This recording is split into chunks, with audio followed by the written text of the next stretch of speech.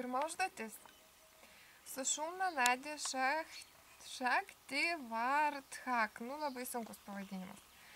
Šakti ar Nari tai yra energetiniai kanalai. Sušumna yra pagrindinis kanalas, kuris eina stuburu.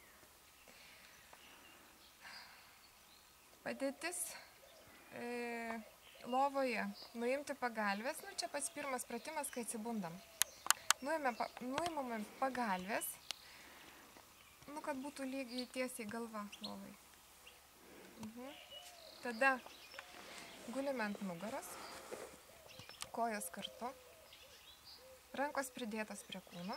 Taip, pridėtos prie kūno. Na, parodysiu aš po to. Kūnas atsipalaidavęs, akys užmerktos, dėmesys sukauptas į vieną tašką. Lėtai į priekį tempti kairę koją, kairės kojos pėdą į save. Kai tempiame, dėmesys eina ten.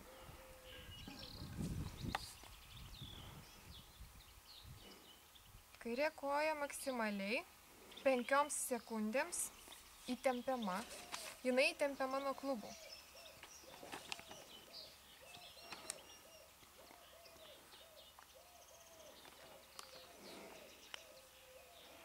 Ir tada aštriai,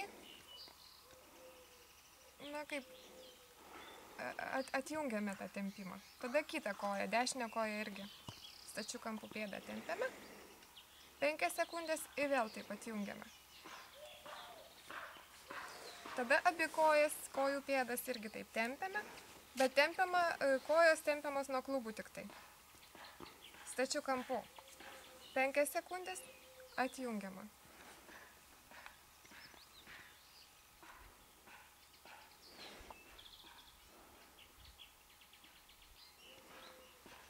Šito nereikia išjungti.